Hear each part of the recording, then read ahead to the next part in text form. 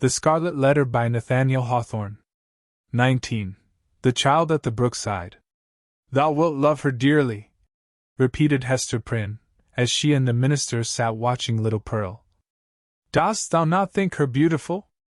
And see with what natural skill she has made those simple flowers adorn her. Had she gathered pearls, and diamonds, and rubies in the wood, they could not have become her better. She is a splendid child. But I know whose brow she has. Dost thou know, Hester, said Arthur Dimmesdale, with an unquiet smile, that this dear child, tripping about always at thy side, hath caused me many an alarm? Methought, oh, Hester, what a thought is that, and how terrible to dread it! That my own features were partly repeated in her face, and so strikingly that the world might see them. But she is mostly thine. No, no, not mostly, answered the mother, with a tender smile. A little longer, and thou needest not to be afraid to trace whose child she is.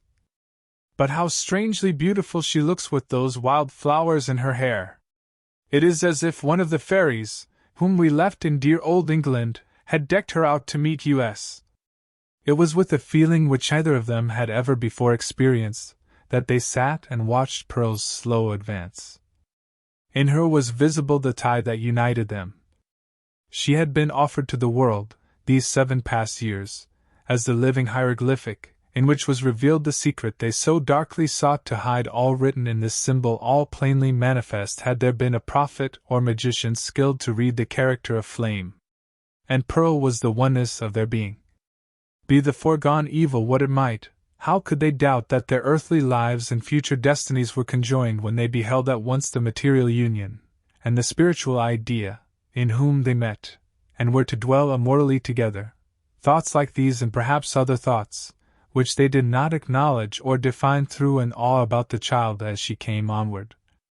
Let her see nothing strange, no passion or eagerness in thy way of accosting her, whispered Hester. Our Pearl is a fitful and fantastic little elf sometimes.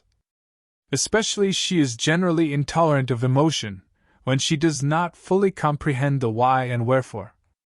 But the child has strong affections. She loves me, and will love thee. Thou canst not think, said the minister, glancing aside at Hester Prynne, how my heart dreads this interview, and yearns for it. But, in truth, as I already told thee, children are not readily won to be familiar with me. They will not climb my knee, nor prattle in my ear, nor answer to my smile, but stand apart, and eye me strangely. Even little babes, when I take them in my arms, weep bitterly. Yet Pearl, twice in her little lifetime, hath been kind to me. The first time thou knowest it well. The last was when thou ledst her with thee to the house of yonder stern old governor. And thou didst plead so bravely in her behalf and mine, answered the mother. I remember it, and so shall little Pearl. Fear nothing. She may be strange and shy at first, but will soon learn to love thee. By this time Pearl had reached the margin of the brook, and stood on the further side, gazing silently at Hester and the clergyman, who still sat together on the mossy tree trunk waiting to receive her. Just where she had paused, the brook chanced to form a pool so smooth and quiet that it reflected a perfect image of her little figure, with all the brilliant picturesqueness of her beauty, in its adornment of flowers and wreathed foliage, but more refined and spiritualized than the reality. This image, so nearly identical with the living Pearl, seemed to communicate somewhat of its own shadowy and intangible quality to the child herself. It was strange, the way in which Pearl stood, looking so steadfastly at them through the dim medium of the forest gloom, herself, meanwhile, all glorified with a ray of sunshine, that was attracted thitherward as by a certain sympathy. In the brook beneath stood another child, and the same with likewise its ray of golden light. Hester felt herself, in some indistinct and tantalizing manner, estranged from Pearl, as if the child, in her lonely ramble through the forest, had strayed out of the sphere in which she and her mother dwelt together, and was now vainly seeking to return to it. There were both truth and error in the impression. The child and mother were estranged, but through Hester's fault, not Pearl's. since the latter rambled from her side, another inmate had been admitted within the circle of the mother's feelings, and so modified the aspect of them all, that Pearl, the returning wanderer, could not find her wonted place, and hardly knew where she was. "I have a strange fancy," observed the sensitive minister, "that this brook is the boundary between two worlds, and that thou canst never meet thy Pearl again. Or is she an elfish spirit, who, as the legends of our childhood taught us, is forbidden to cross a running stream? Pray hasten her, for this delay has already imparted a tremor to my nerves." "Come, dearest child," said Hester encouragingly, and stretching out both her arms.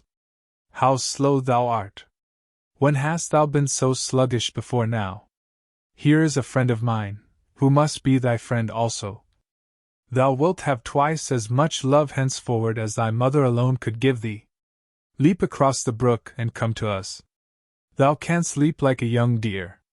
Pearl, without responding in any manner to these honey-sweet expressions, remained on the other side of the brook.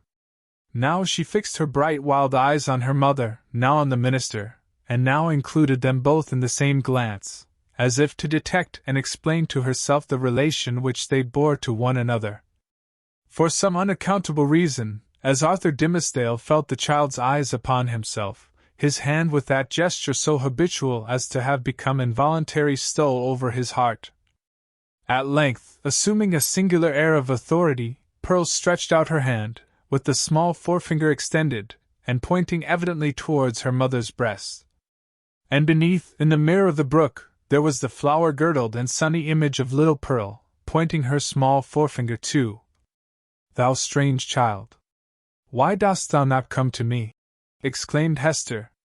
Pearl still pointed with her forefinger, and a frown gathered on her brow the more impressive from the childish, the almost baby-like aspect of the features that conveyed it. As her mother still kept beckoning to her, and arraying her face in a holiday suit of unaccustomed smiles, the child stamped her foot with a yet more imperious look and gesture. In the brook, again, was the fantastic beauty of the image, with its reflected frown, its pointed finger, and imperious gesture, giving emphasis to the aspect of little Pearl. "Hasten, Pearl, or I shall be angry with thee," cried Hester Prynne, who, however, inured to such behavior on the elf child's part at other seasons, was naturally anxious for a more seemly deportment now. "Leap across the brook, naughty child, and run hither. Else I must come to thee." But Pearl, not a whit startled at her mother's threats any more than mollified by her entreaties, now suddenly burst into a fit of passion, gesticulating violently, and throwing her small figure into the most extravagant contortions.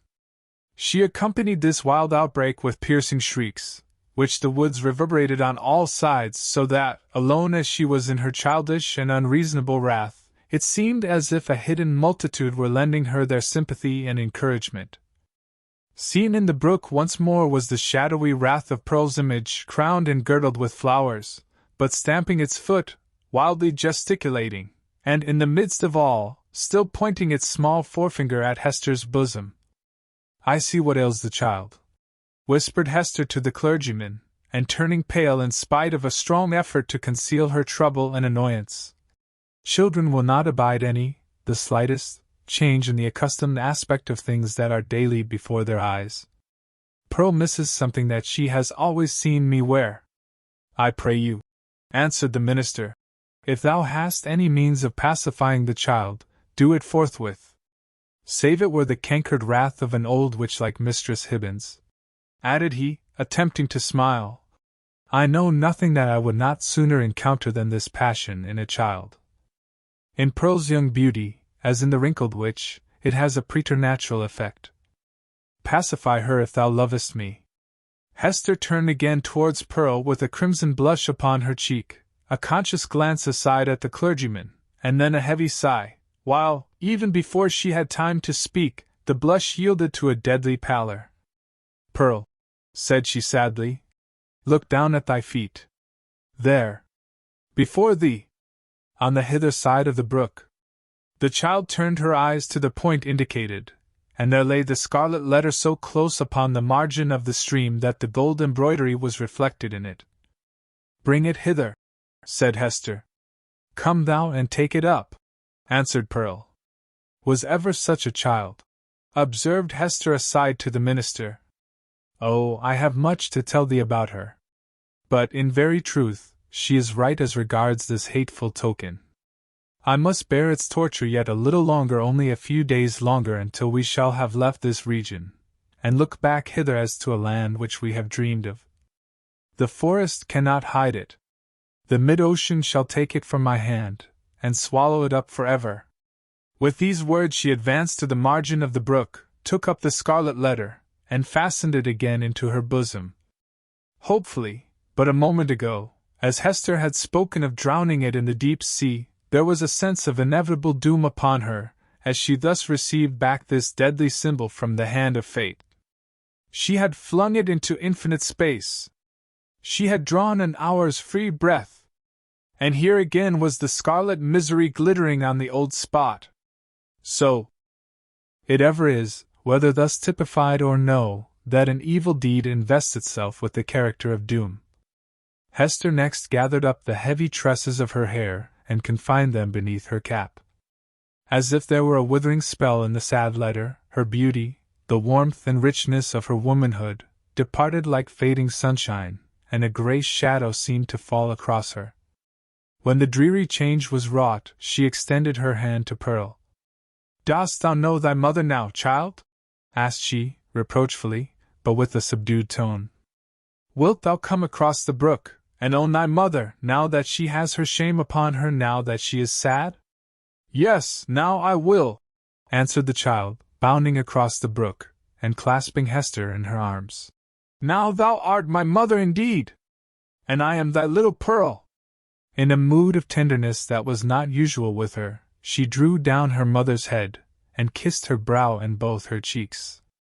But then, by a kind of necessity that always impelled this child to alloy whatever comfort she might chance to give with a throb of anguish, Pearl put up her mouth and kissed the scarlet letter too. "That was not kind," said Hester. "When thou hast shown me a little love, thou mockest me." "Why doth the minister sit yonder?" asked Pearl. "He waits to welcome thee," replied her mother. "Come thou, and entreat his blessing. He loves thee, my little Pearl, and loves thy mother too. Wilt thou not love him? Come, he longs to greet thee." "Doth he love us?" said Pearl, looking up with acute intelligence into her mother's face. "Will he go back with us, hand in hand, we three together, into the town?" "Not now, my child," answered Hester. "But in days to come he will walk hand in hand with us. We will have a home and fireside of our own, and thou shalt sit upon his knee, and he will teach thee many things, and love thee dearly. Thou wilt love him, wilt thou not? And will he always keep his hand over his heart?" inquired Pearl. "Foolish child, what a question is that!" exclaimed her mother. "Come, and ask his blessing." But whether influenced by the jealousy that seems instinctive with every petted child towards a dangerous rival, or from whatever caprice of her freakish nature, Pearl would show no favor to the clergyman. It was only by an exertion of force that her mother brought her up to him, hanging back, and manifesting her reluctance by odd grimaces, of which, ever since her babyhood, she had possessed a singular variety, and could transform her mobile physiognomy into a series of different aspects, with a new mischief in them, each and all. The minister, painfully embarrassed, but hoping that a kiss might prove a talisman to admit him into the child's kindlier regards, bent forward, and impressed one on her brow. Hereupon, Pearl broke away from her mother, and running to the brook, stooped over it, and bathed her forehead, until the unwelcome kiss was quite washed off and diffused through a long lapse of the gliding water. She then remained apart, silently watching Hester and the clergyman, while they talked together and made such arrangements as were suggested by their new position and the purposes soon to be fulfilled. And now this fateful interview had come to a close. The dell was to be left in solitude among its dark, old trees, which, with their multitudinous tongues, would whisper long of what had passed there, and no mortal be the wiser. and the melancholy brook would add this other tale to the mystery with which its little heart was already overburdened, and whereof it still kept up a murmuring babble, with not a whit more cheerfulness of tone than for ages heretofore.